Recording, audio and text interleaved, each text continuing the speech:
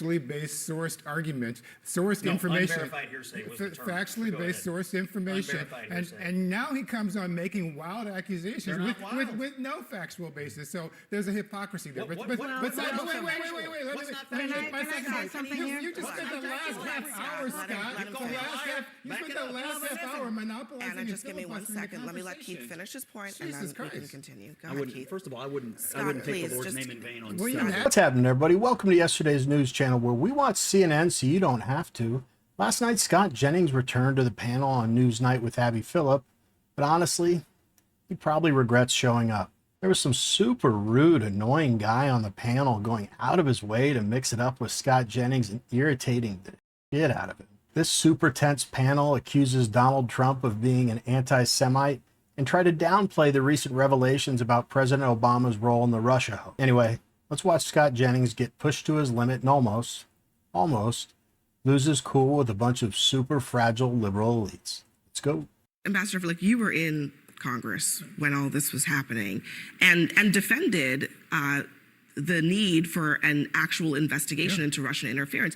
Is she telling the truth that Russia did not interfere in the 2016 election? Of course they interfered. They didn't turn any votes, as just as so many of the intelligence agencies and the Senate committee and everybody found. Of course they wanted to. Russians are always meddling in elections. Were they successful? Not really, but they meddled. Were you serving with Marco Rubio at the time? Were you in the Senate or in the House? Yeah, I was in the Senate. Because it's significant that Marco Rubio co-signed the conclusions of this investigation. Here's the scandal. Oh, do tell. No votes, you just said, and I think you're right. Maybe they tried. It had no impact on the election. The scandal is this, that high-ranking Democrats abuse their intelligence positions to try to convince half the American people and one entire political party that Russia stole the 2016 election. And they succeeded. Today, it is an article of faith among Democrats. How did they? I think, Scott, you have to actually back that up. How did they do that, in your opinion?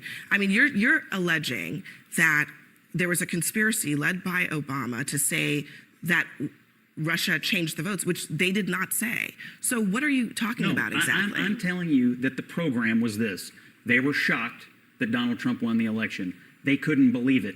And so these people, I don't know who is responsible for it ultimately, but it deserves investigation. Wait a minute, just a minute ago, you were saying the Wall Street Journal. Why don't you let me finish? These people wanted the American people to believe that it was an illegitimate president. That was the point. The Obama deep state, multiple officials. The Obama deep state. Yes. So what about I sat here night after night on panel after panel. Let's all calm down. Let's simmer down now. Okay, listen. Is Marco Rubio in the Obama deep state? No, but this is Marco Rubio in the Obama deep state? No, but you are. How is that?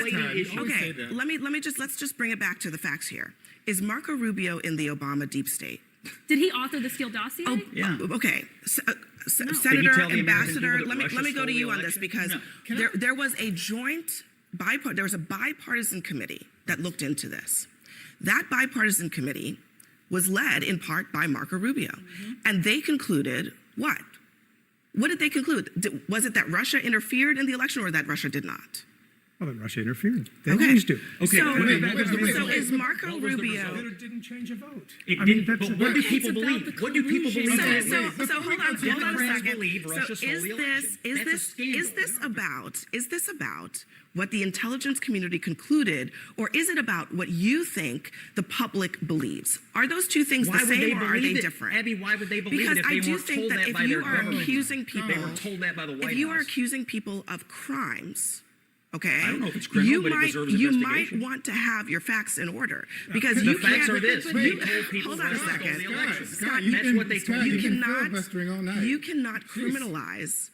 You cannot target people with the law. I think it deserves investigation. By saying that they authored an assessment that says in plain text what Russia. Hold on a second. It says in plain text what Russia did in the election, and then you want to punish them for what people believe? Yes, I want to punish them and investigate them. That is absolutely wrong. Leading the United States down this ridiculous black hole. 2 points. One in response to Scott, and one about the whole conversation.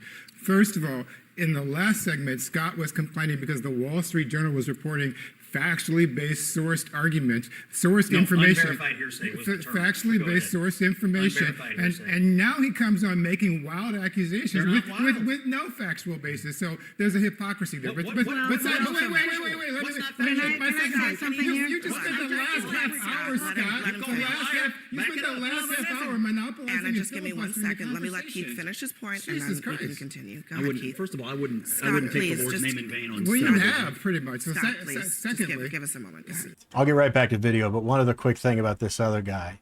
He's super rude, just smug, and it's like he has a crush on Scott or something. He's like obsessed with him. I mean, you guys are just seeing a couple clips, but through the entire show, this guy kept trying to mix it up with Scott. Then if you didn't have reason not to like him already, which, by the way, as you'll see in the next segment, there are a countless number, he uses the Lord's name in vain on live TV. And when Scott checks him, rightly, he fumbles out some incoherent nonsense like, he was like, you did, or something like that. He's like, I don't even know what he was trying to say.